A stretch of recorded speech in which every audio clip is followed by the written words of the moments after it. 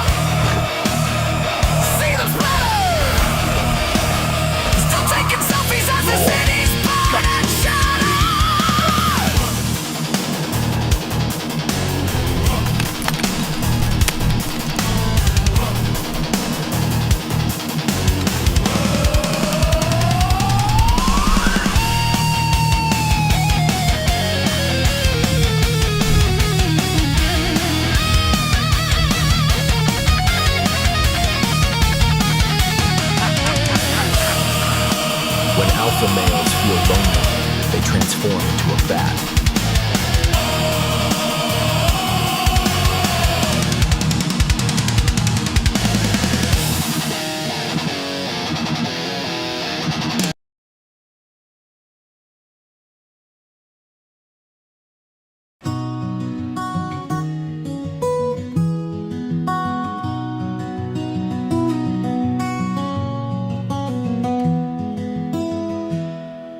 The industrial revolution and its consequences have been a disaster for the human race.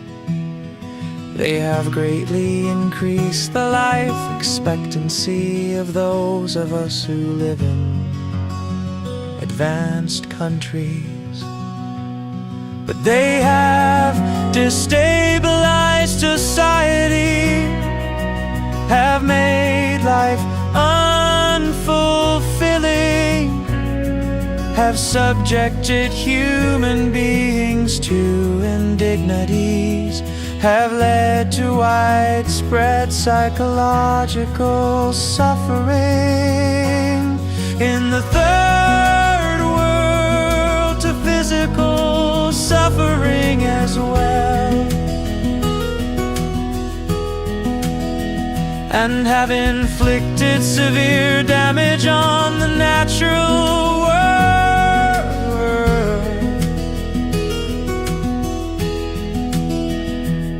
The continued development of technology will worsen the situation.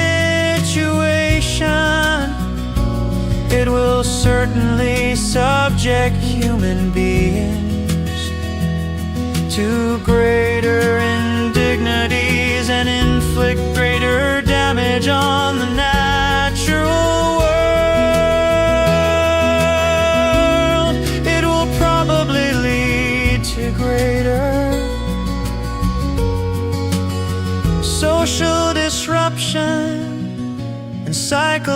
psychological suffering.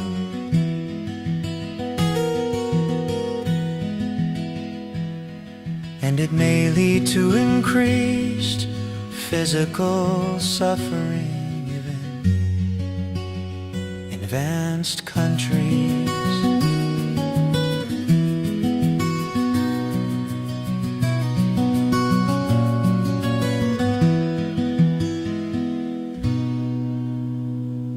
Yeah, it burns, but that's okay. It's better than the streams of day. Night stream, you belong in the night stream. This is the night stream. Night stream, carry me. Night stream, scary me. Night stream, fairy wings, flapping me into the night. Oh, you know it's gonna be alright. Clap your hands and scream. Curl up in a ball and freak. Dumb or smart, dirty or clean, everybody's welcome. Yeah, everybody's welcome in the night stream.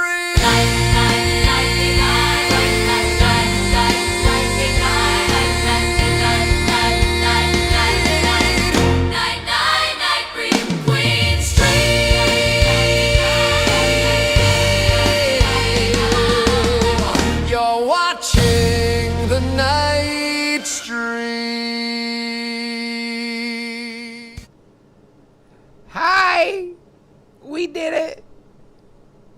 Oh yeah, we did it. We did it. Here we are. I don't know if you could hear me. You could probably hear my...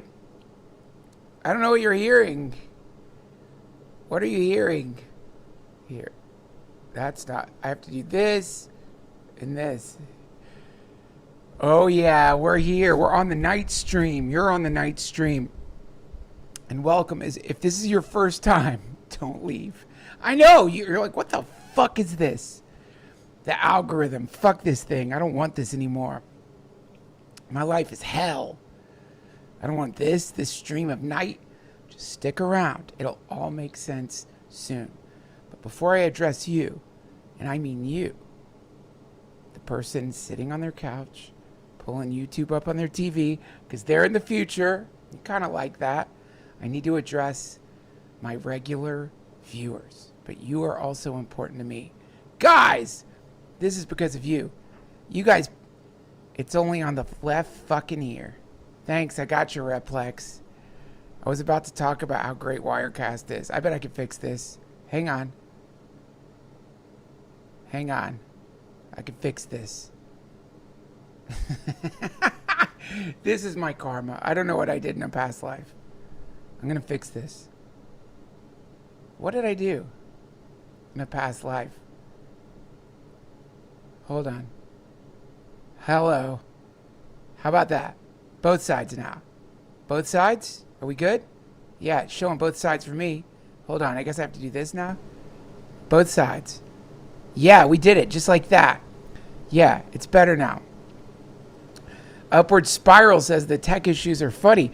Yeah, they're funny for you when you tune in for like one brief frame of my existence. But imagine being beset by tech errors all day long like this. Because that's my experience of life. It's just one tech error after the next. And I am not getting beaten down. By the way, the reason it's working and I could just do that is because thanks to your kind super chats, you paid for this. I'm using Wirecast. I'm using high-level, pro-level streaming software now. You paid for it. This is... I dropped $500 on this today. And it was worth it. Already, it's fucking worth it. I'm so happy that I could just do this now. I left Wirecast, by the way. I used it a long time ago, and it was not what it is now. Now it's really good. We made it work, Kinsey. We made it work. We did it. This is because of us. This is because of you. You guys have been so generous with this stream, and I put that money right back into fucking Wirecast, and I'm glad I did. Holy shit. I don't even know what I could do with it, but I'm afraid to do this. Let me just see if this even works. Hang on. You can hear that, right? You can hear my moog. Do you hear that? Please tell me you hear it.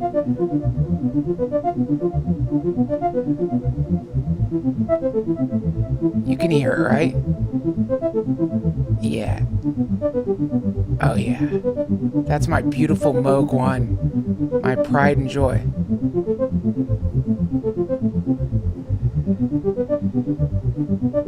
Yeah, you can hear it. Thank God. Wormhole Garden, everyone else already said they could hear it. Don't do that to this old man. Don't say no. Don't say no to me. You don't know how on the edge I am. I could fall down. Wasn't that, remember the name of that boomer show, Falling Down? Do you guys remember that? It was so funny. Like a boomer freaks the fuck out and goes on a boomer rampage. It's incredible because we didn't even, when that movie came out, we didn't even have the word Karen back then. Because that Falling Down is like a rampaging Karen. Do you guys remember it? Do you know what I'm talking about? Tell me you remember it. Someone's asking about what I'm wearing. I'm wearing it because it's the Easter Eve. I'm surprised you're not wearing a beautiful, beautiful outfit like this. This is my Easter Eve outfit. Tomorrow is Easter, which, by the way, is my favorite holiday. I mean that, not sarcastic. I love everything about it. I love what it represents, most importantly. And it represents a lot. I don't just mean the Christian interpretation either. All of it, baby. All of it. But just the sort of rebirth is the coolest concept. It infinitely inspires me, even in my darkest holes. It inspires me and fascinates me. This concept of rebirth, which is what Easter is all about. Resurrection. The complete, really, it's about novelty to me. Easter is about novelty. Easter is about fuck you. Fuck your science. Fuck what you thought was going to happen next. Fuck off. You were wrong. This can happen too. And that's the story of humanity. There's always something that happens that no one thought could happen. Sometimes it's like mundane.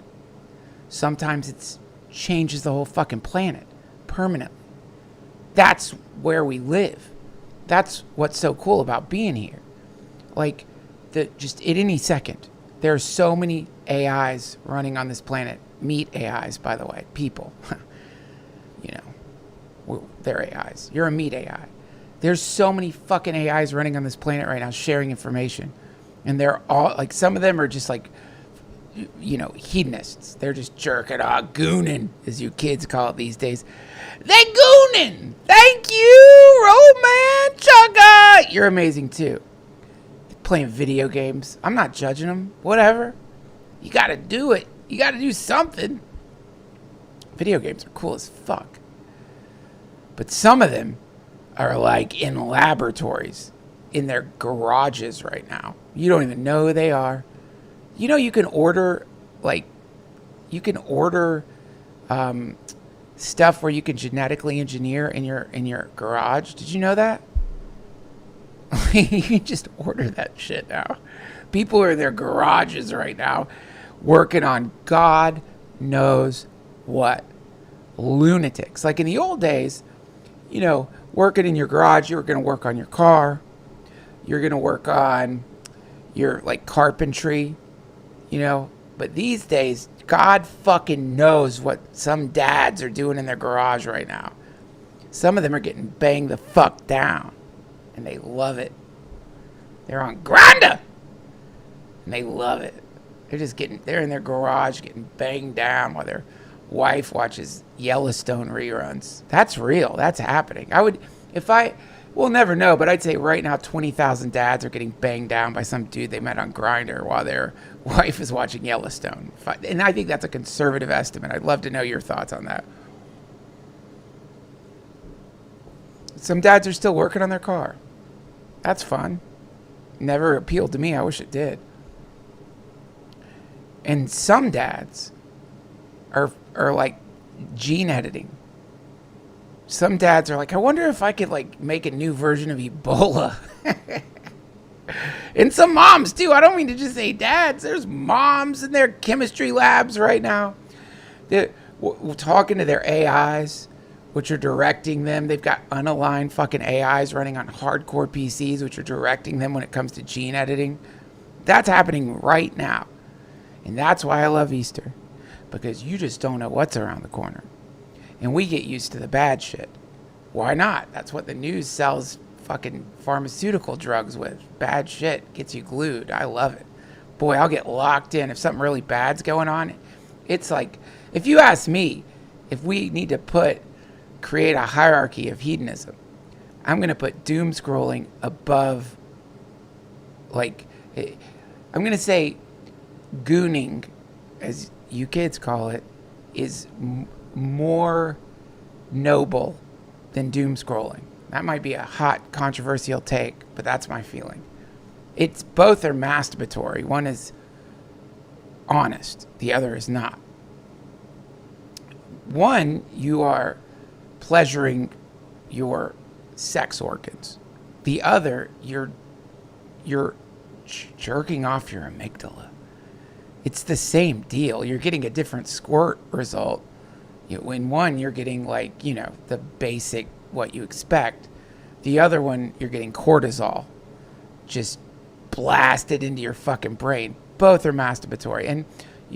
And the entirety of social media is geared towards helping you goon your amygdala. You're an amygdala gooner. Amygdala gooner. That's what it is. There's got to be a cooler name for that, but that's what it is. Zachary Bold, you are a sweet darling, wants to know what gooning is. Zachary Bold, I love you. And I you know what? I'm not going to tell you what it is. But I love you. And you are, whatever you're doing is right. And I am honored that you're here. It's like having a saint here. Perpetual Diver says 2 very different chakras. Indeed. I mean, it's like you're involving all the chakras. Let's face it. When you goon, all the chakras are probably in some way, shape, or form involved. I don't think you can separate one from the next. But when you're doom gooning, that's what it is. Doom gooning. Doom gooning, baby. You're doom gooning. And I just got to say, what's up, Batesar? I'll goon with you, baby. I got to say that, Batesar, come on, I got you. Oh, damn, we Cody Rose giving out Family Hour gift memberships. If you get a gift membership from Cody Rose, make sure you say thank you. That is a very sweet thing to do. That takes you into the upper tier of Operation Beast Blast, though you all are welcome. Yeah, it's doom gooning. And a lot of people are doing it. And it's fine. It's, again, here we are. You got a body. You're in time space. You have to do something. You cannot refrain from action. And inaction, like sitting still and getting paralyzed, is action. There's no way out. Even if you somehow do like a Bruce Lee level of complete stillness, you are still up to so many metabolic processes. I'm a scientist. And so you have to do something. And whatever you're doing, that's fine. These are controversial words to say these days, but nobody wants to hear that.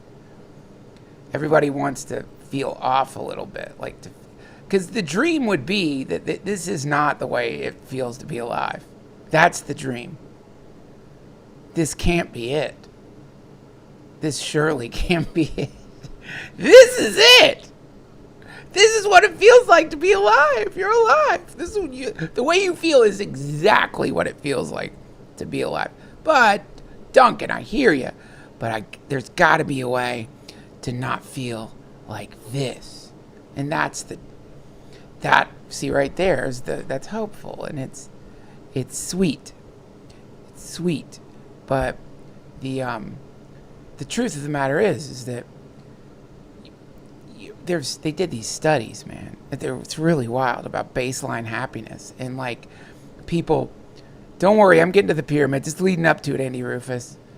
People, they just return to this baseline happiness. Like we're talking like quadriplegics. Like they go through a depression and then they return to the same level of happiness before the accident. Fuck. That's the implications are quite interesting there. So when you're, getting caught up in like, this can't be it, or I gotta feel this, if only I had this, or if I did this or this, that would be the win over there. I could go over there and probably turn there, and then there's that thing. But it, maybe not. And then that's where you get into this really fascinating sort of jam mentally, at least I do, where you're like, no, don't tell me that. That's like abandon all hope ye who enter here, which if you ask me is one of the most compassionate messages to anyone going into hell. Maybe a recipe for not being in hell is written on Dante's Inferno right when you go through the gates. Because boy, man, I'll tell you what must not feel very good in hell. Hope. But theoretically, you could harmonize with hell. Theoretically.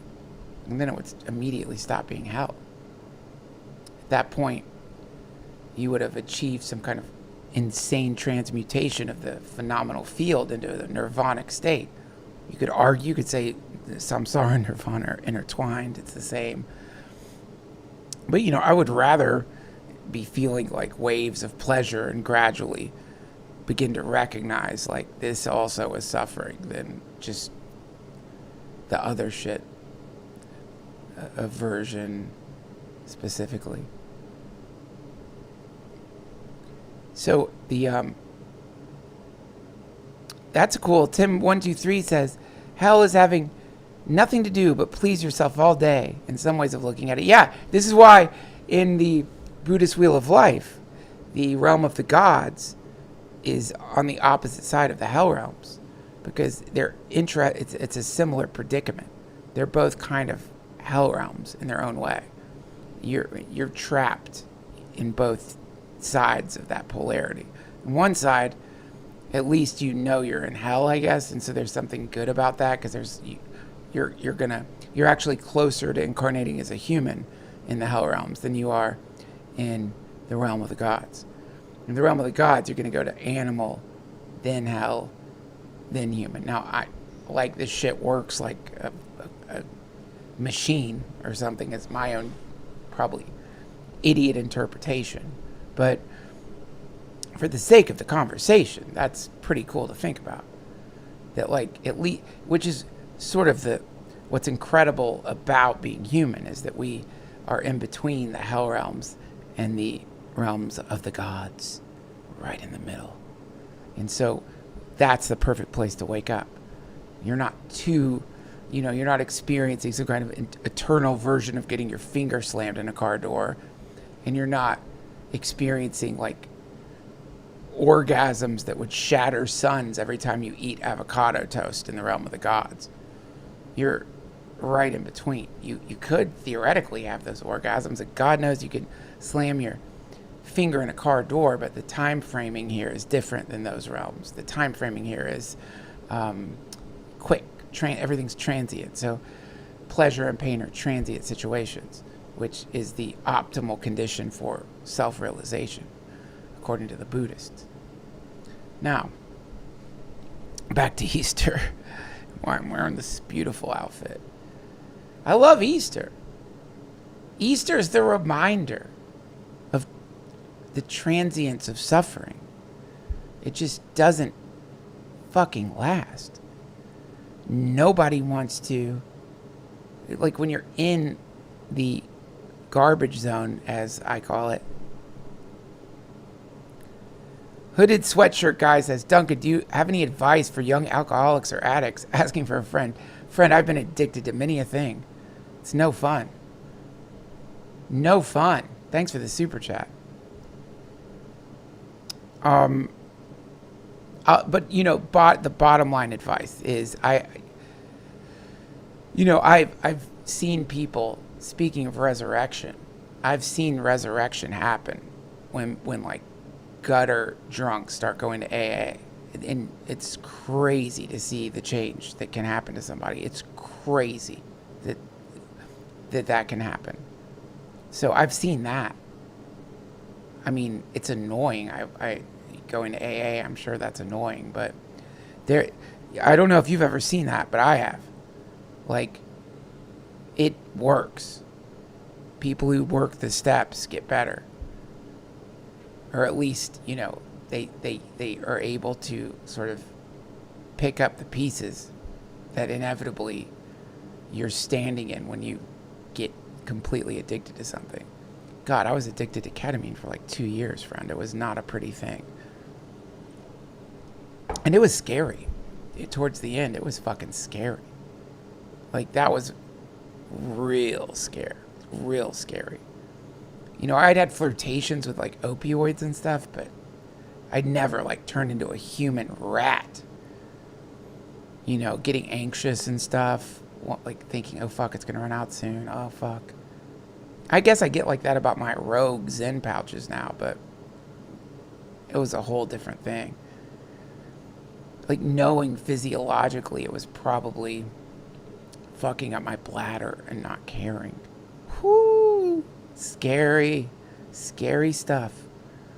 So, I think it's one of the benefits of AA is like what I've heard my friends who go there say is that, like, no matter how fucked up you think you are, or no matter how guilty you feel about your mistakes, in those meetings, dude, someone's done 1,000,000 times worse. And you can at least get a sense of like, oh, okay, like, I'm not quite as wretched as I thought. There's a camaraderie there and accountability. And so good luck to you, hooded sweatshirt guy. You could do it. I've kicked a bunch of things. Don't like kicking stuff though, man. It's not fun. But I'm not looking forward to when I finally get off this nicotine. Dude, that is not going to be a fun couple of weeks. I am not. I've tried it. I think this is the most addicted to nicotine I've ever been in my life. And I've tried it. And it's crazy, that kick. Like, I now I understand. Like, sometimes, I don't know if they still do this, but do you remember, like, in LA, there were these signs like, we will put you under anesthesia while you go through withdrawals.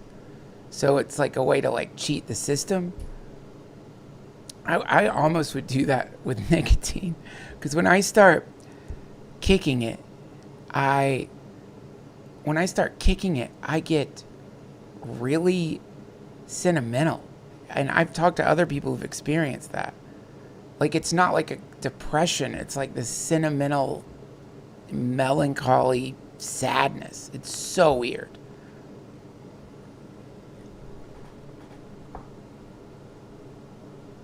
Batesar is saying, screw rehab. I love my addictions. No sleep, no sleep. I'm always on a mission because I can't stop partying. Jeremy Carpenter, thanks for the super chat. Are you intrigued by the factor? What factor? The meals? Ooh, that's good. Remember God's grace. If you fast from food, it's easier to quit nicotine. Ooh, that's interesting. I wonder why. Because your hunger is outweighing your desire for nicotine? God, that is so badass to go on a food fast and simultaneously kick nicotine is crazy. Why not just pour spiders into your underwear and bang your cock with a hammer? Damn, these super chats. Thank you so much. Very generous, friends. Much love to Duncan and community. Appreciate all the pep talks and motivation and laughs over the years. Trying to name depression and keep fighting it. Been in a hole lately, trying to dig out. Felty cord. Friend, you're not the only one, man. A lot of people are feeling real weird these days. And Yeah, you'll get out. This is Easter. This is what I love. You know, as someone who like will slide down into the darkness. I love Easter because it's like, you know, what is depression? Oh my God! Like, what does it tell you? Like, this is gonna go on forever. This is the rest of your life. You will never be happy again. This will go on forever. I mean, that's why, you know, one of the terrible conclusions of depression is unaliving, because it tricks you. It makes you forget about Easter. It makes you forget about spring. It makes you forget about the transient nature of human reality. And so you start forecasting things that you shouldn't be forecasting, especially when you're fucking depressed. Though I must say, if on the Weather Channel they had like a special weather report by a deeply depressed man, I would watch that. I would watch that every day. Because his weather reports would just always be like, just doesn't matter. Sunny day in California. Yeah, well, I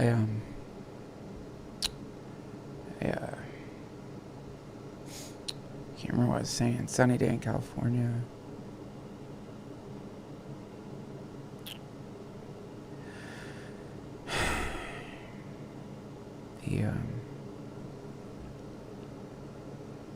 The Gulf Stream is changing, and a lot of there's weather patterns that reflect that. I don't. It'd be so funny. You know, naming depression. I think that opening up about it here, anywhere, is really good. Like, part of the other trick depression plays on you is it tells you not to tell anybody you're feeling depressed. It's like, let's just keep this between you and me. You're gonna be sad forever. You're not gonna ever feel again, and you don't need to tell anyone you love that you're here. Just you and me now. Don't bother them. They're going through their own things. Don't. You really gonna like lean into somebody? Don't you just always do that? Aren't you kind of needy? You know what I mean? It's so demonic. It's so demonic. But that's, I mean, it has to be, because like where for a lot of people it leads to like this, and if you watch, not that I would recommend it because it's a heavy fucking watch, but if you watch that documentary where somebody set up a camera and just filmed the Golden Gate Bridge over a year, because people jump off it every year. The ones that survive, they interview survivors. There are survivors, and immediately they regret it. Nobody's like, fuck yeah, I did it. Everyone's like, what the fuck? I don't want to die. Like, the depression's like, oh, I'm out. That voice that's been talking to you is like, oh, I gotta go. Shit, I'm getting a call. It doesn't. It just jumps into another body. So it's just a stupid trick. That being said, it is unbearable. It's seemingly unbearable. It has to be. I have found that telling anyone about it helps so much. And usually when you convey to somebody that you're in a rough spot, even though your fantasy has been, they're going to be like, fucking get your chin up. Don't be a puss. Usually people are quite sweet and will even share with you that they also don't feel that great. And then you start wondering, wait, is everyone just walking around with a mask on right now? Like, is everyone feeling like this? Who knows? But I would say it's a lot more people aren't feeling that great than you would know from their Instagram. Thanks for the super chat.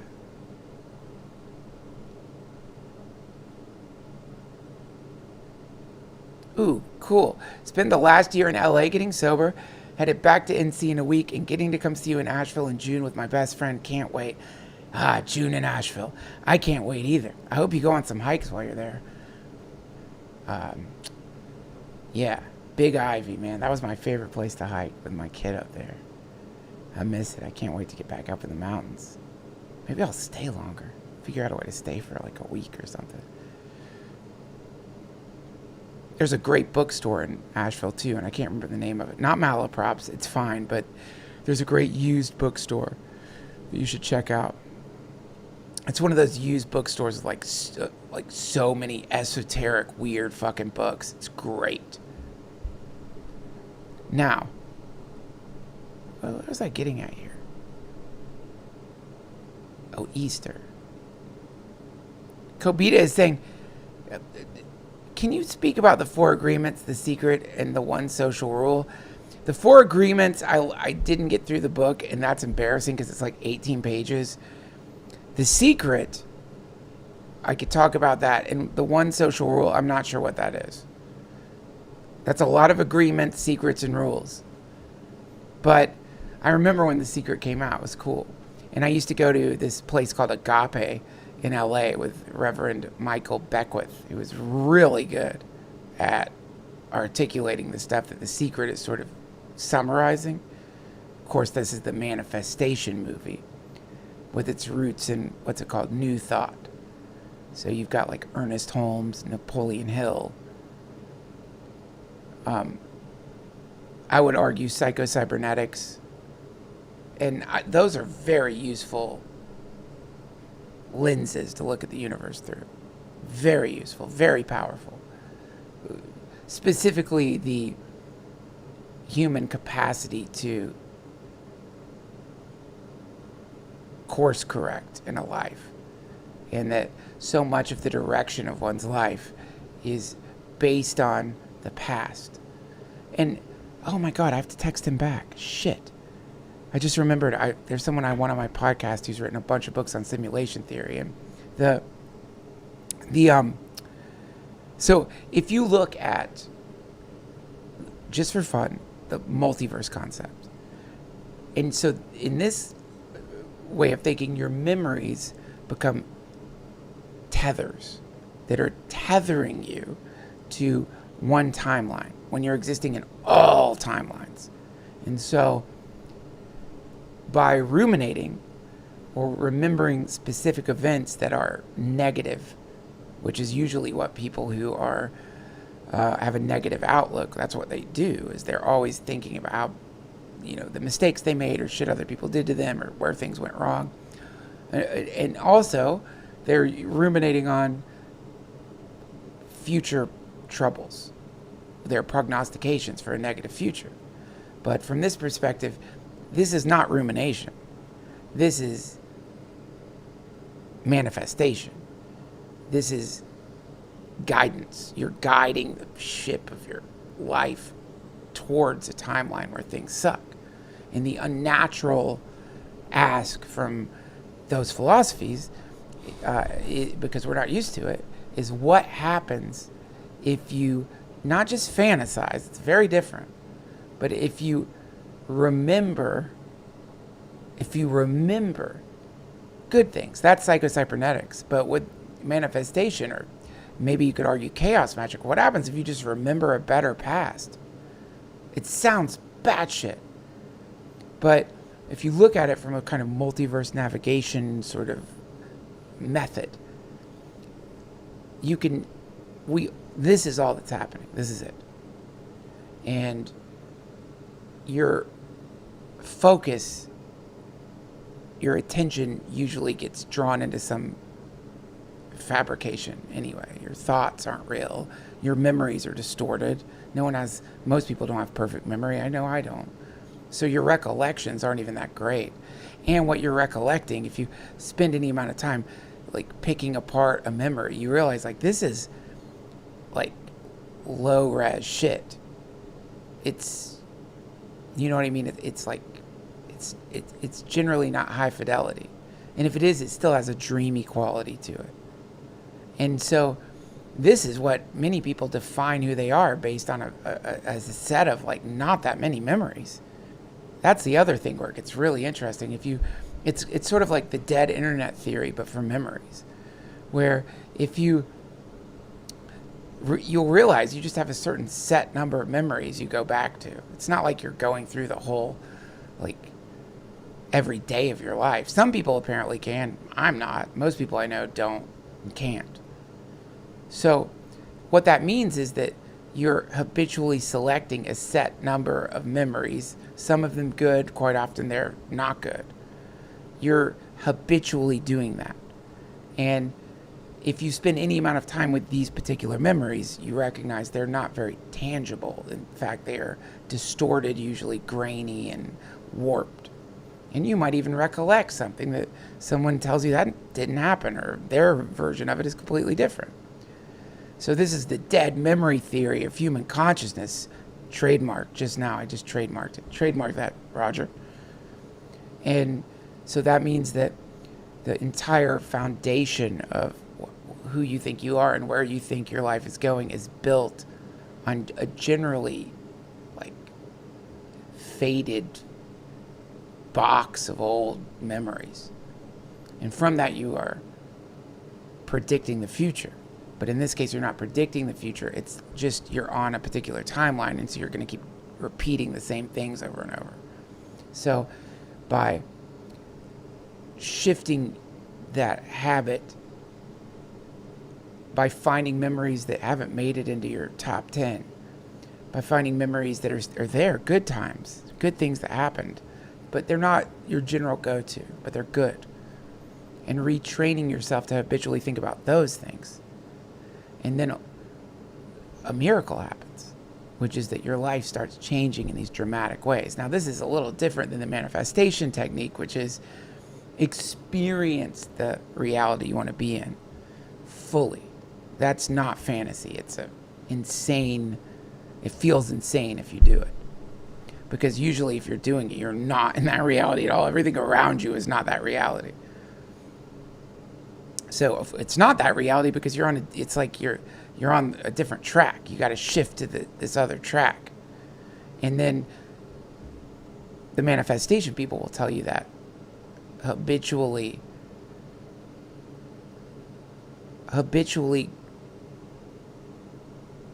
fixating on positive, good things over time, retraining yourself to be insanely optimistic for no reason, regardless of phenomena around you, causes the universe itself.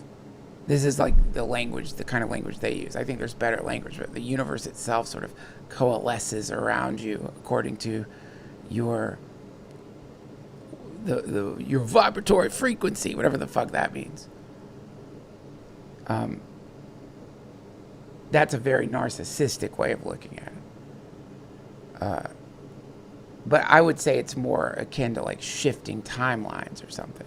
I don't know if that's also narcissistic, but I don't think it is. I think it's actually if you imagine that the you think you are is one of an infinite number of yous, all simultaneously experiencing reality through different life choices, then you are reduced to an almost insignificant, tiny part of that spectrum of you-ness. Terrible name for people, by the way. Eunice. That's a name. People name people Eunice. It's so fucked up. Like it's the amalgam of you and anus. Eunice. But it's a glorious experiment to do. And I think the more fucked up your life is, the more fun the experiment is. The more of like a maniac you seem. And it doesn't mean don't deal with your timeline problems. Like, deal with them. It doesn't mean ignore your problems.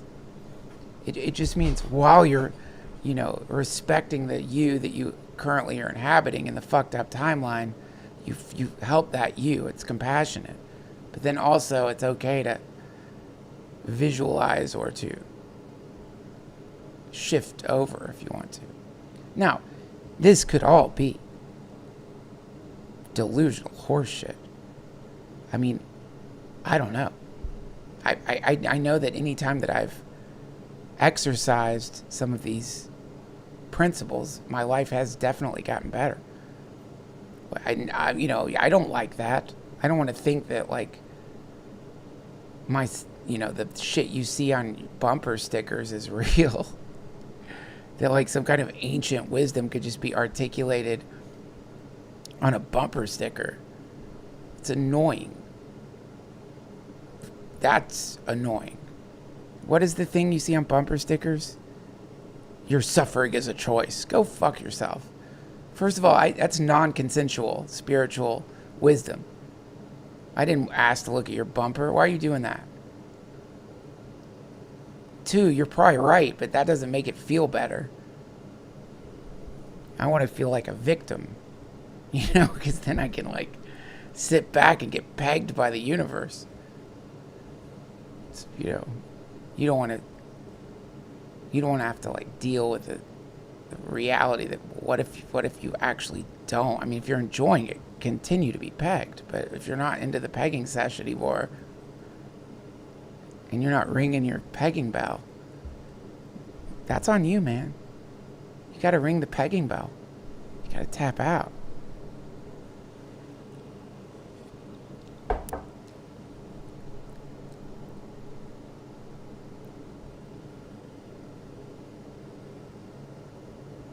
Bobby Broadway's asking me, how do I use milkweed as a painkiller? Nipples. I go harvest my own milkweed and I get a rat to chew it up. And then, you know how it is. I know the animal rights people are going to come at me. Milkweed gives rats diarrhea. It does. And then I put that rat diarrhea on my nips. And usually I experience complete cessation of all pain and a euphoric state of consciousness, unlike anything I've ever felt in my life. But that's how I use it. Kyle Avon wants to know, is there a lot of negativity in Austin? I don't know. I wish we had that. Dude, thank you for saying this. This is something I've thought about so many times. Like, how much would change if the weather report was the emotional weather report of different places? And you realize, like, emotional weather systems actually move through the planet. That, God, it would change everything. You're feeling, like, horny and weird, and, like, you realize, like, whoa, holy shit, there's, like, a horny freak system moving through Austin. You know what I mean? You're feeling like angry and shit. Oh, dude, it's like 120 degrees of pure resentment is moving through the Midwest. You just realize, oh my God, we're all connected. These are systems. That would change everything. People would be so less neurotic to realize that it's just weather. And they would take their bullshit, they wouldn't take it seriously anymore. Emotional cold front rolling in. You about to go numb. And recommendations, which is the really funny thing about weather, is like there's only so much you could say about weather, but the Weather Channel's got to say it. They've got to keep it rolling 24 hours. So when they're like, we got a cold front coming in, what do you recommend during a snowstorm? During a snowstorm, it's best to stay indoors where it's warm. If you can't do that, wear warm clothes. Layers are great for holding in body heat. Like, who hears that and is like, oh, fuck, I've been wearing shorts. God damn it, of course, it was right there in front of me. All I need to do is go inside when it snows. I've been going outside in shorts. This is why I lost my foot. Fuck. But if, with emotional weather reports, there was, this is a terrible time to take mushrooms. Don't do it. There's a paranoia system rolling through the entire country. Just don't eat mushrooms right now. You know what I mean? Like, that would be amazing.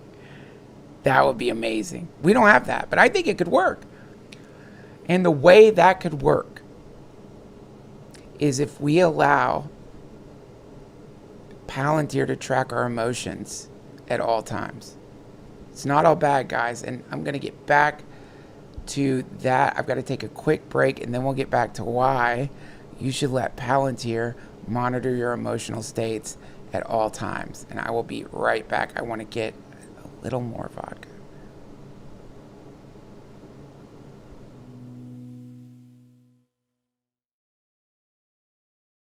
White smoke, new pope, Father, Son, and Holy Ghost. Turn on the oven and throw in some toast, and that's how you blow that pop smoke. Chimney spray, brand new day. If you see black smoke, don't be dismayed. Burn toast, no pope.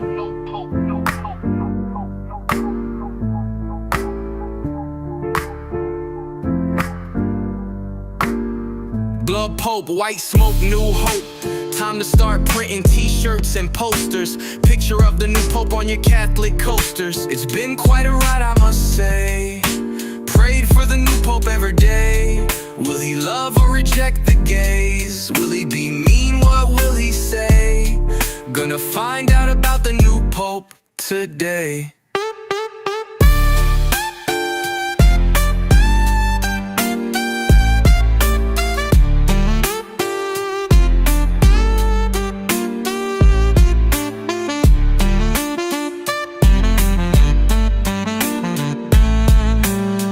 White smoke, new pope, Father, Son, and Holy Ghost. Turn on the oven and throw in some toast, and that's how you blow that pop smoke. Chimney spray, brand new day. If you see black smoke, don't be dismayed. Burnt toast, no pope. White smoke, new hope. Time to start printing t-shirts and posters. Picture of the new pope on your Catholic coasters. It's been quite a ride, I must say. Prayed for the new pope every day. Will he love or reject the gays? Will he be mean? What will he say? Gonna find out about the new pope today.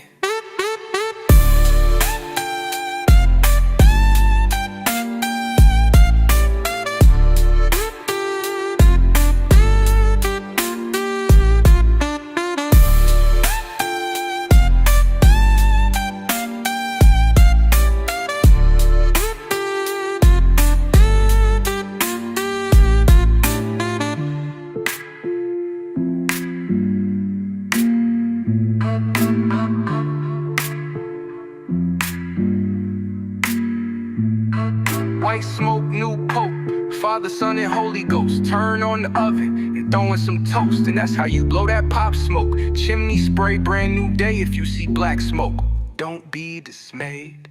Burnt toast, no pope. White smoke, new hope. Time to start printing t-shirts and posters. Picture of the new pope on your Catholic coasters. It's been quite a ride, I must say. Prayed for the new pope every day. Will he love or reject the gays? Will he be mean? What will he say? Gonna find out about the new pope today.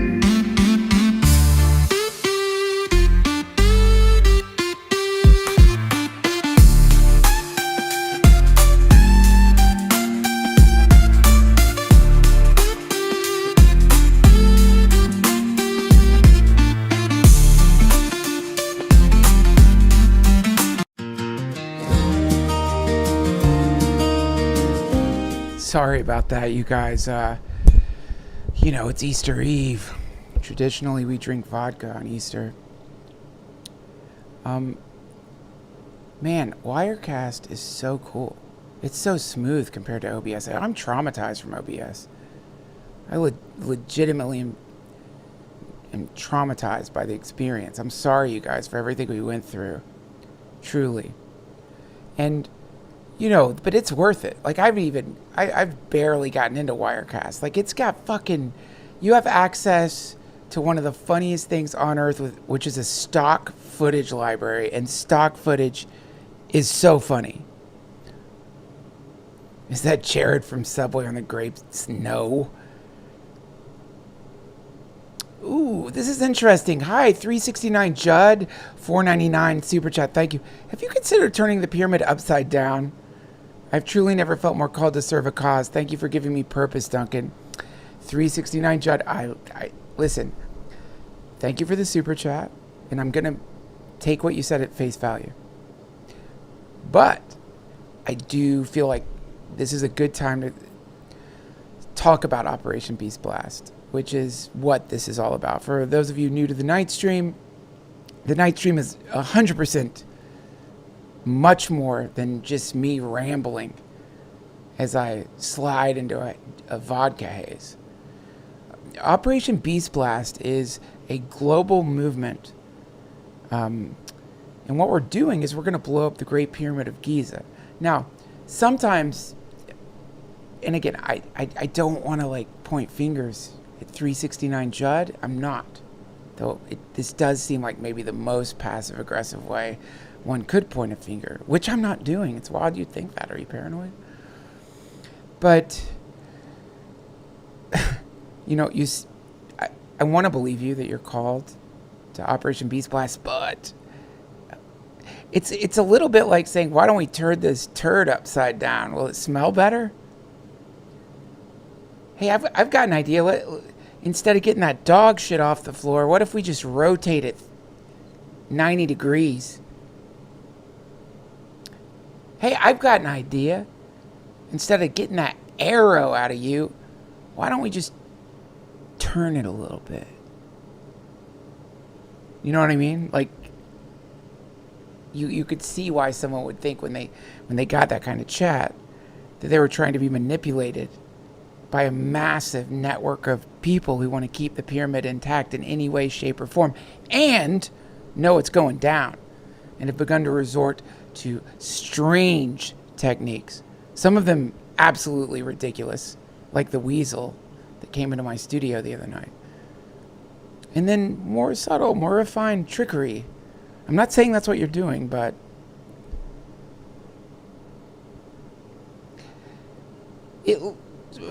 let's just imagine you were. Didn't work. It won't work. And for all those watching, analyzing, doing heat maps of my body, trying to monitor eye dilation rates, I flutter my eyes. I dilate my eyes in and out, different patterns to throw you off. But yeah, we're blowing up the pyramids. I'm glad you're called to it, and if you aren't one of them, welcome. This is your home. We're going to blow up the Great Pyramid of Giza. That's what this is. That's what you're part of. It's a global movement. And they're getting scared. They're sweating bullets. Now, why do you call it Operation Beast Blast, you might ask? Simple.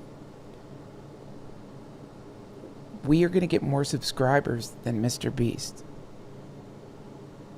And when that happens, within 2, maybe 3 months, I'll have more than enough money to buy the Great Pyramid of Giza. It's in the works.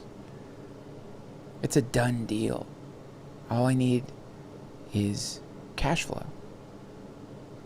They want to get rid of them, but, you know, it's a natural wonder of the world. You can't expect to get a discount price. Once they give me the keys of the pyramid, this is where it gets good. I'm not going to open up a pet store. I'm not going to put a Target in there. No. Once they give me those keys, we're going to that day, we're going to saw the capstone right the fuck off. Can you imagine how great that's going to be? All the tourists there came to see the Great Pyramid of Giza. Let's see if we can get as close as we can to the devil's dick! They're going to watch that top of that thing tumble the fuck down. We're going to fill it with Diet Coke, maybe Mountain Dew. Many beverage companies are interested. We're going to fill it with Diet Coke and Mentos. And it is going to create an explosion of such epic proportions that it will shatter not just the Great Pyramid of Giza, but the 2 shitty little pyramids next to it. And that's it. Game over. Game over. Earlier when I was talking about this is just the way you feel, of course this is what I meant. You know, when you have kids, it's inevitable. Someone's going to shit in the bathtub. Nobody's fault. Nobody's fault. It's not daddy's fault. He had an accident. And that's it. You got to get out of the bath. You don't stay in the bath. You get out. You get out. You disinfect the tub. But we can't get out of the bathtub called planet Earth. It's a gravity well. Did you see how much energy had to get used to get those astronauts up there to the moon? A lot to get them up there to the moon. It's not easy. We can't all just fly away. You can't jump out of this bathtub. We're here. We're in the bathtub together. That's what being human is. You're in an Earth-sized bathtub with a bunch of other people. And floating right in that fucking tub in plain sight is, for lack of a better word, the most foul, obscene turd that we call the Great Pyramid of Giza. These are the kind of shit Sauron took. Only his were smaller. These are big. It's a big pyramid-shaped turd. You know that got taken out of Lord of the Rings. I don't know if you knew that or not, but Tolkien wanted to describe a bowel movement of Sauron to try to get across how evil he was. And Tolkien wanted Sauron, he wanted people to know Sauron shit pyramids. To emphasize, this is an evil being. He shit pyramids. But it hurt him too. Some people say, well, actually it was to maybe explain why Sauron was evil. It's because how uncomfortable his bowel movements must have been. But I think Tolkien knew. I think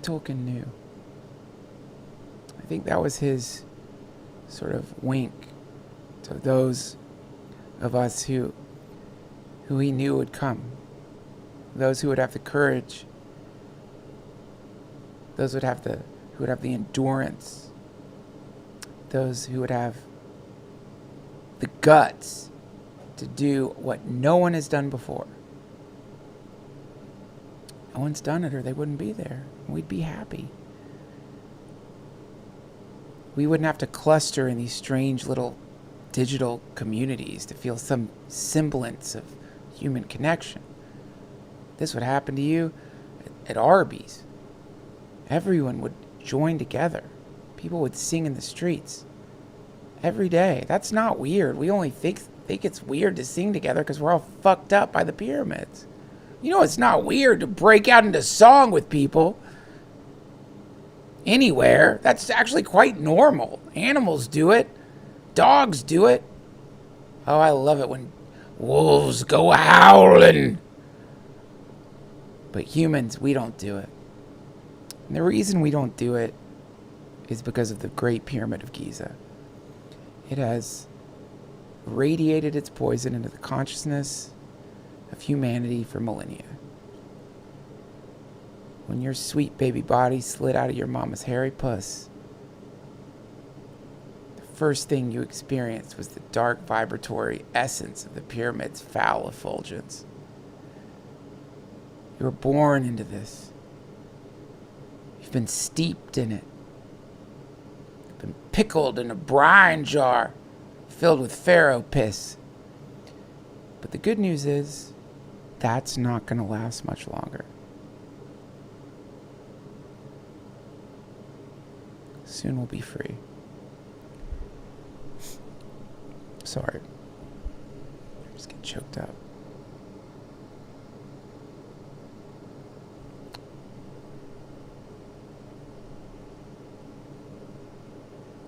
This is interesting.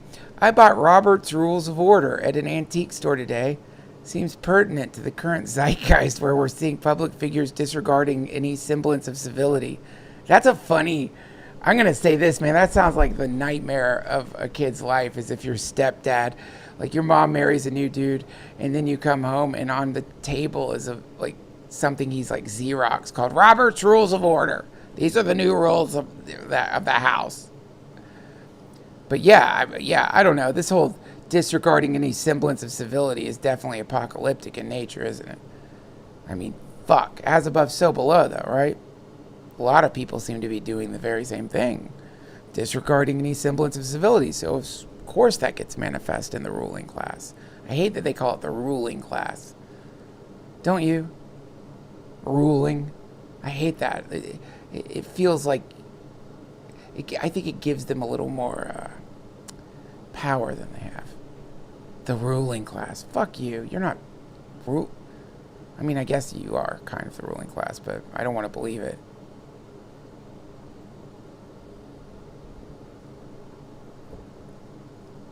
Nolan is practicing First Nation Cree medicine man. He would like to hear you talk about native shamanism or omniism. I showed him your Last Supper talk. Okay, hold on. Let me look up omniism and I'll act like I have studied it for years.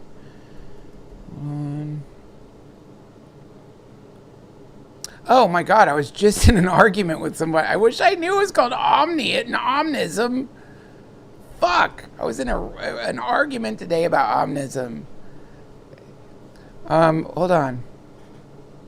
Omnism is the belief that all religions, faiths, and philosophies contain valuable truths, but no single tradition holds the entire truth. It is a philosophical rather than institutional perspective, focusing on universal lessons, love, and diverse paths to the divine. Omnists respect and learn from multiple faiths, seeking commonalities rather than differences. Well, yeah, I mean, obviously that's satanic. I mean, omnism is Satanism. That's...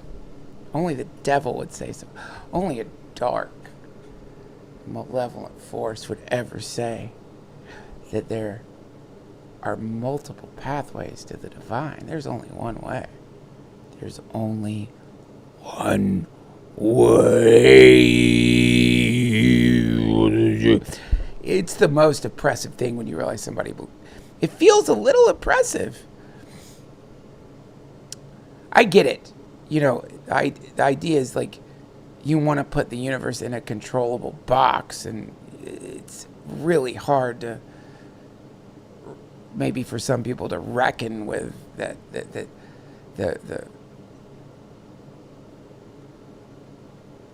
creative intelligence of the universe is not domesticatable. That's scary. That's pretty scary, and it's wild. I think it's where it's the source of what wildness is. So that's just not going to follow your rules. But so anytime you start getting like that messaging of like, this is actually the one true way, it's like, really? How? That feels very odd based on my own just experience with reality itself. That if there were some outflow point that had a personality and an intelligence, a sort of quality, that quality does not seem like it only wants to speak in one language to one group of people, and that there's only one way, because nothing is like that in the whole universe. There's so many ways to do literally everything. For people with ADHD, this is torture, by the way. There's so many ways to do one thing. You gotta pick one. I don't think it's wrong to pick one and stick to it. You need to sharpen your pencil. What are you gonna do? You've got 50 pencil sharpeners. Pick a sharpener. There might be some sharpeners that are better than other sharpeners, but ultimately, if you get a sharp pencil, it worked. So I feel like you also could theoretically be missing out on a lot of different facets of the universe by falling prey to the idea that yours is the only right way. Just because usually when people who are like, have got that in their head, they turn, like, it creates a reaction that closes the universe off to you. So you don't get to see certain angles. So I'm going to start using that word all the time.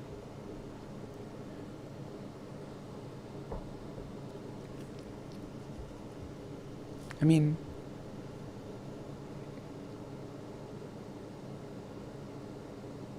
I guess if like that's if like the personality of God is such that there's only one way, and you have to, this is it, then, you know, I guess I'm going to hell.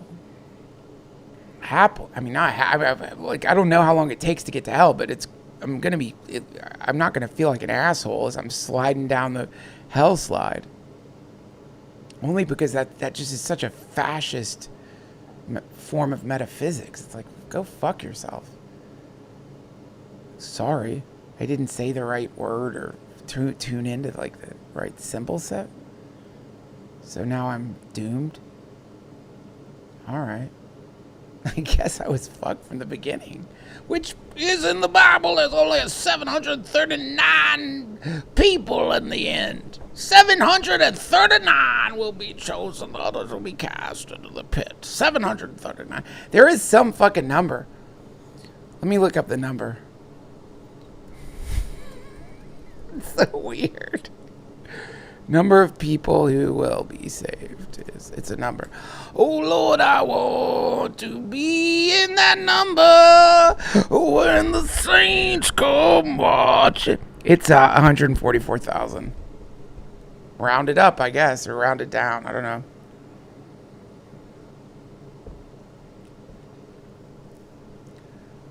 The exact number of people who will be saved is not explicitly defined in the Bible. Some groups, such as Jehovah's Witnesses, interpret the 144,000 as a literal number of people who go to heaven. However, many theologians, such as Cale Clark on Relevant Radio and Perspectives, discussed on the Emmaus Institute for Biblical Studies site, argue that the number is symbolic. 12,000 times 12 tribes. This is where you get lost in the weeds with this shit, man.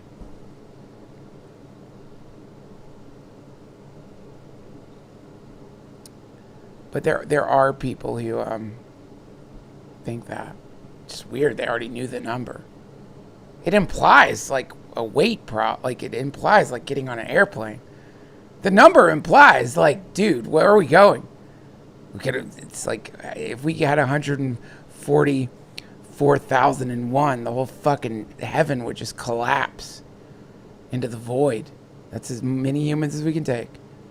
It's like a refugee camp at that point. It literally is, based on the other forecast for the book of Revelation, for the end times.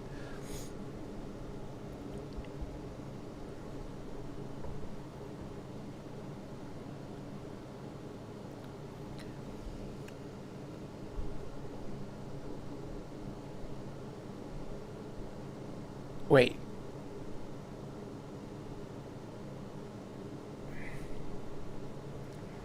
Somebody asked why I don't self-fund the Midnight Gospel. Well, Netflix owns it, number one.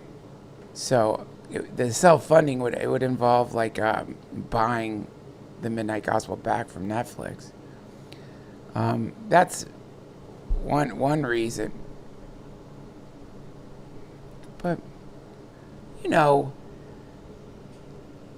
the trust me, I want to do a season 2 so bad. I would love to. It's never going to happen. Because there is a season 2. And this old man's head. But I've let it go. And I always say this, but I can't believe Netflix let us make that. Like, I'm always going to have good feelings regarding the fact that they even let us make it. People get mad at them for canceling stuff and forget, like, a lot of the things that they fund would never have been made without them. It's important to remember that. Who could, like, God, think how much money it costs to run Netflix. Fuck. They need, like, Stranger Things, like, 5 times a year.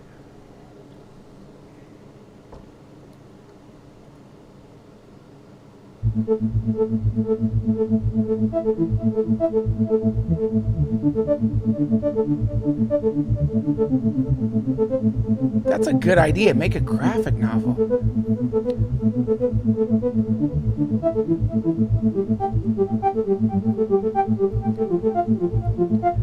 $21.5 DMC says Netflix sucks. I just think people misunderstand the business model of that kind of streaming service. They need new subscribers all the time. They have to keep getting more subscribers.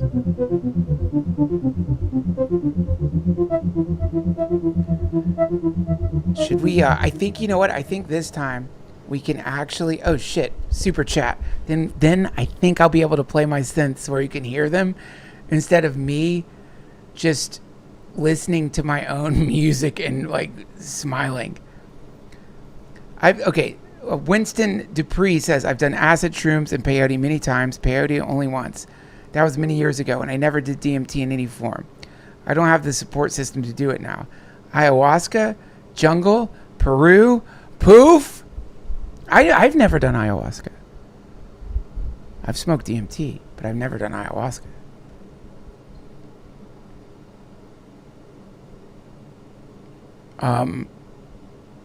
So I don't have a good answer for you with that one. I can't. I've never done it, but obviously people love it. I just don't want to puke it. I'm a never nude. I got problems, dude. I don't want to puke in front of people. Like, like kind of like my worst nightmare would be like vomiting in front of a group of people in one of those huts, or shitting my pants and then like breaking out into, I don't know, some kind of ecstatic dance. Like, I don't know if I'd ever come back from that. Just the next day I would feel so embarrassed. So that's, you know what I mean? You get what you deserve in this life. Drive all blames into oneself. That's my fault. My consciousness is stagnated to that level of self-imposed repression. But I'm not going to do it. Just not going to do it.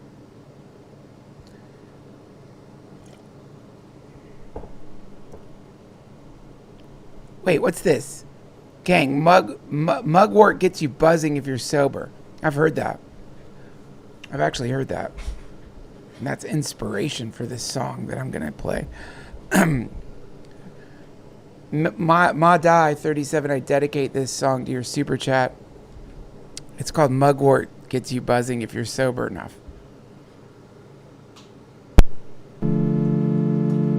Now, first I have to make sure I have to make sure this shit is working. It appears to be, but okay, it's working. Holy shit, it works. Are you guys hearing like an organ sound? Do you hear an organ sound? Let me know before I go further. Okay, it's working. Hell yes. Okay, great. Now, God, I wish I could do this right now, man. I don't have my phone. Oh, hold on. I've been wanting to slow down. Okay, wait, hold on. Not to do the worst kind of cock tease ever, which is to play some kind of like weird organ thing on your modular synth, and then not play anything. But today I was listening to yodeling with my kids. I realized they'd never heard yodeling, and I was like, fuck, what happens if we slow yodeling down? Like, I know a lot of people have been doing this, like, slowed down with reverb, but why don't we do that with yodeling and see what that sounds like? It's just going to take a second. Here, I might not even be able to do it if I can't find this thing. Because my feeling is yodeling slowed down is going to sound, I mean, very wrong. But I think it might have like almost like a Buddhist chanting kind of like, it's going to sound spiritual, but I could be so wrong. I wish I didn't say that. But I have to find this stupid component. Oh, hold on. I'll be right back.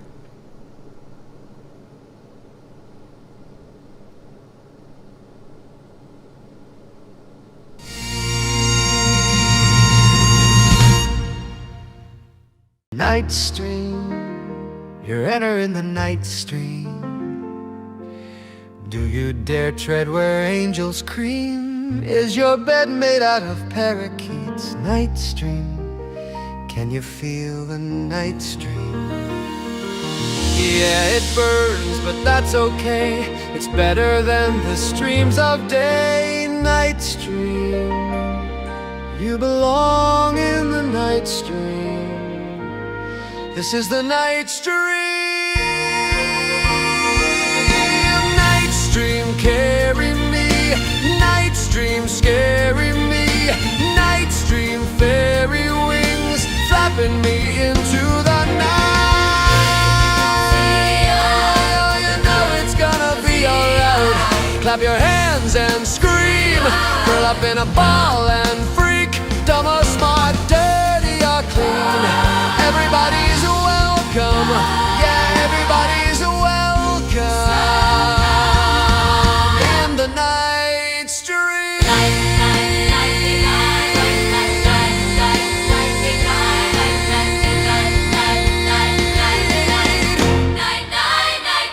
Queen Street.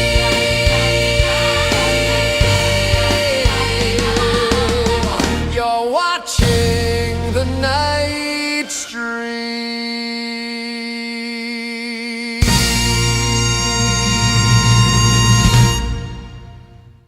Night stream, you're entering the night stream. Do you dare tread where angels cream? Is your bed made out of parakeets? Night stream, can you feel the night stream? Yeah, it burns, but that's okay. It's better than the streams of day. Night stream, you belong in the night stream. This is the night stream. Night stream, carry me. Night stream, scary me. Night stream, fairy wings, flapping me into the night. Sorry. I'm back. Hang on.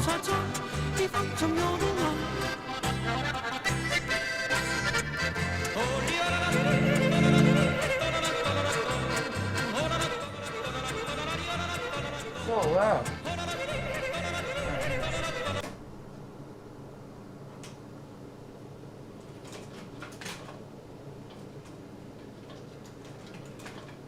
Let's do this.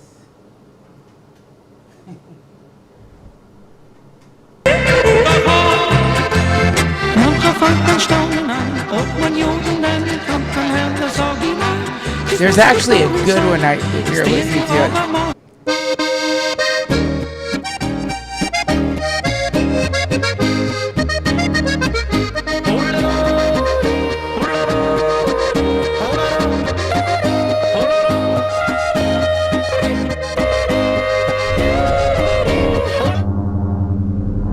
Okay, first let me make sure you guys can still hear me. See, I knew it. I hope you guys can hear this. Can you guys hear? Yeah, you guys can hear this.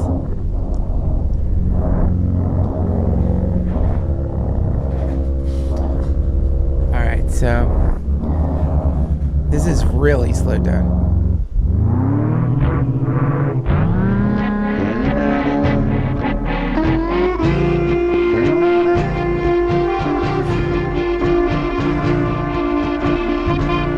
Pretty cool.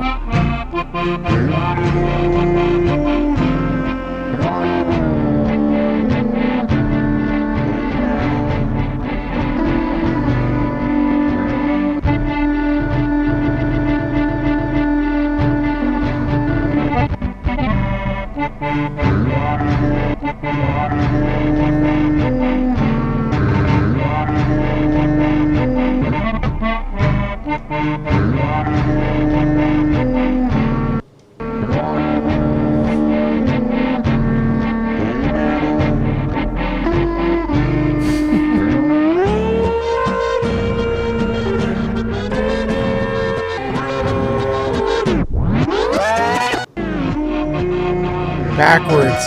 Holy fuck. Yodeling backwards.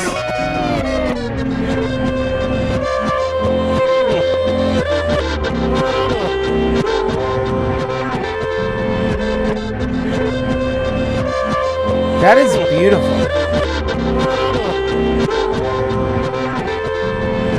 Wow.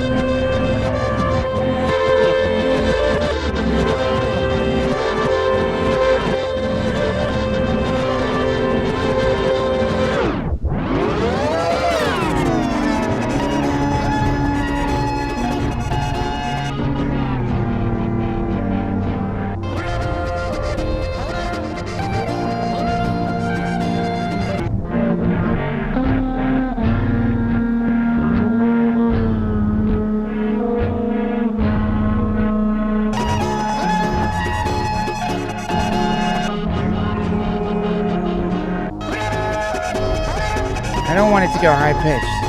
I want it to stay low.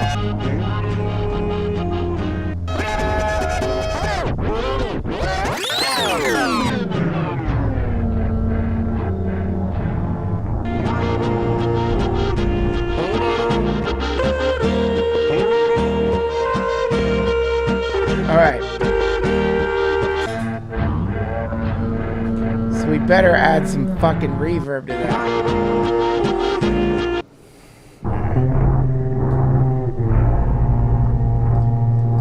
I hope you guys can hear this.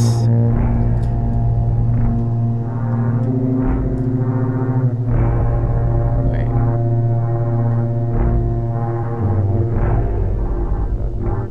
Wait. Hang on. I have to do this. What have I done?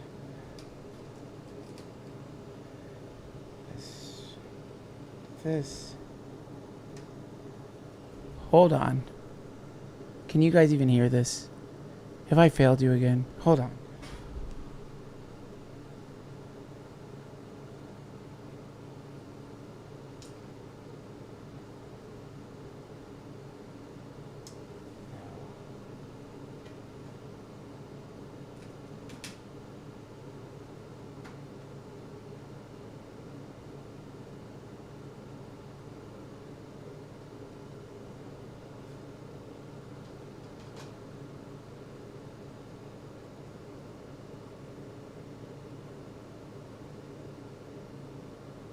Sometimes I get my CV cables confused, man. Hold on.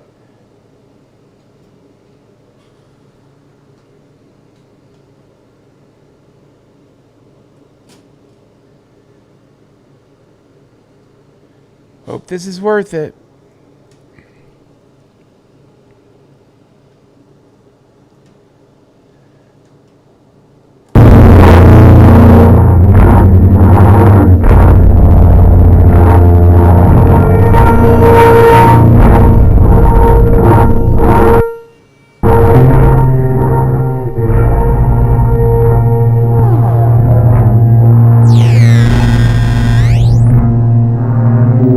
Hans Zimmer over here, guys! The new Hans Zimmer!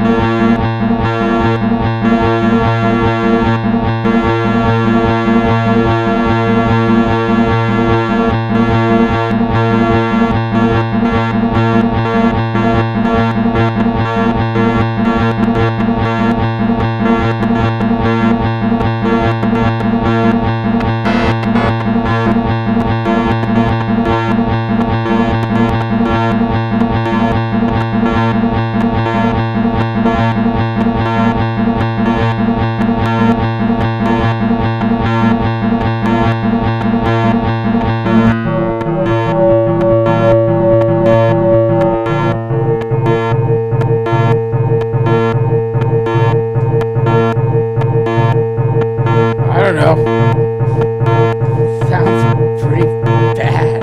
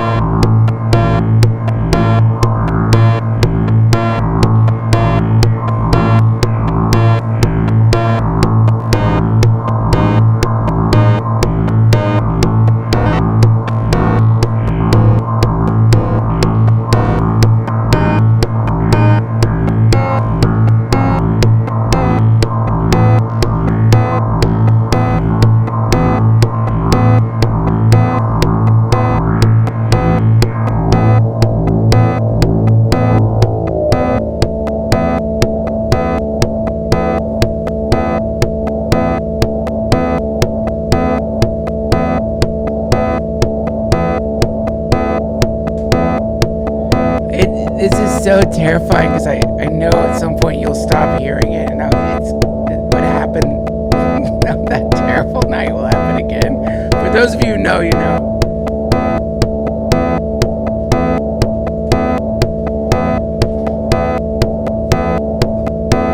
Yodeling's creepy, man.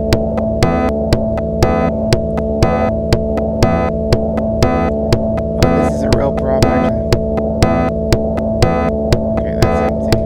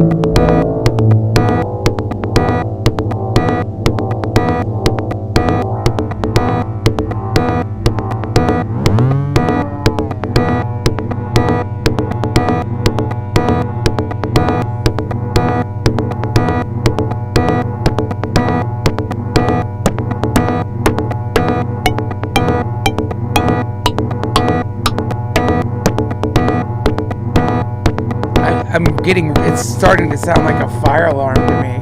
I mean, maybe it sounded like that to you guys from the beginning, but I can't remember which parts. There's a piece of it I hate. Is it the yodeling? No. What's this?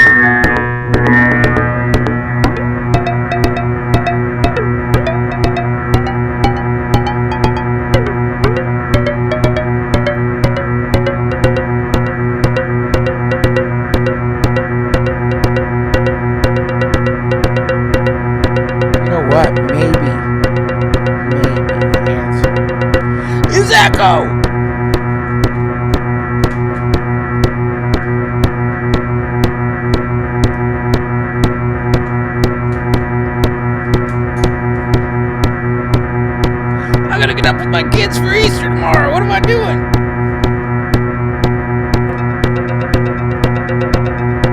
Okay, that's better.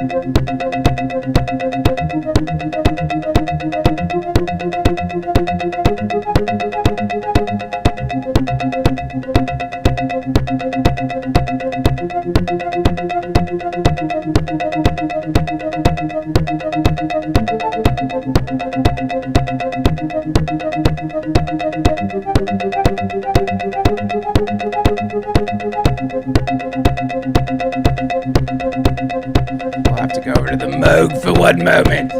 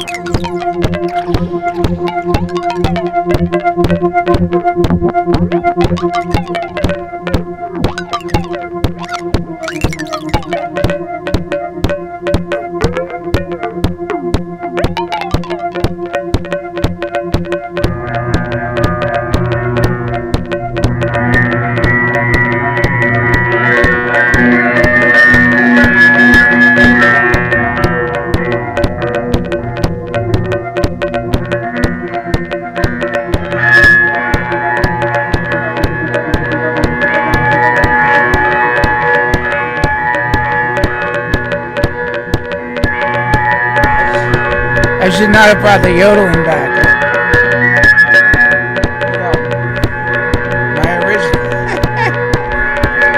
My original premise was flawed.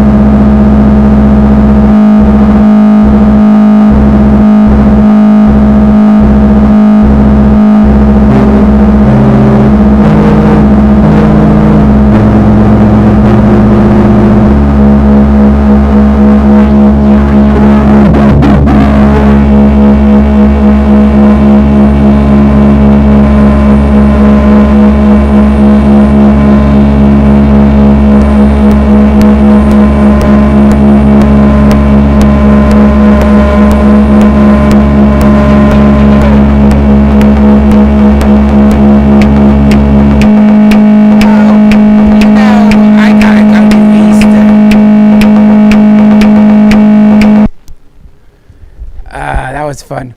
You know, I'm just glad you guys could hear it. And some part of me still feels like, oh no, you guys could hear it because the views dropped significantly. See, that was the humiliation of the last time I did this, is that I kept looking back and the views weren't going down. I'm like, my God, maybe I'm getting better. But the reality was, the audio wasn't connecting, and people just thought it was funny. My dumb ass was playing in silence.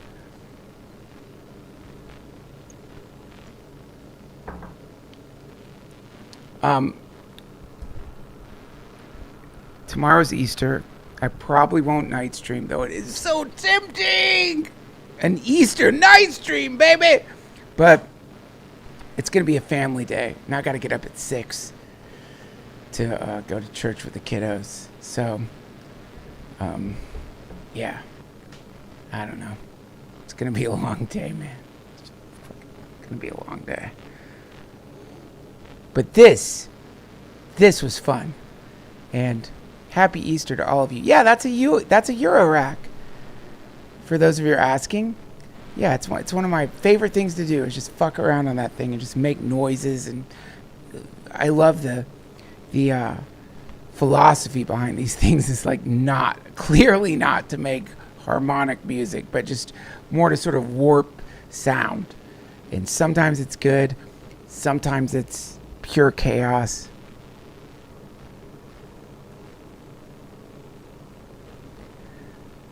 And thank you for the super chats. I hope I didn't. I really hope I didn't miss any. I don't have my normal thing up where I can see super chats. So if I didn't say your name, I'm really sorry. I didn't mean to be a dick. I'm using Wirecast now, and there is a way that I can see you. If I missed you, I'm sorry. Thank you all for being here. Thank you so much for your support. Thank you for helping me and you destroy the Great Pyramid of Giza. We might be back tomorrow night. I don't know. I want to do it now, but also I need to sleep. So stay tuned. Subscribe, and you'll know. And I'll see you tomorrow, maybe. Until then, I have to come up with a better, leaving phrase. You're in the night stream? This is the night stream. We're all in the night stream. I did the peace sign. I'm gonna go finish it now. Can't believe I did this. Fuck me!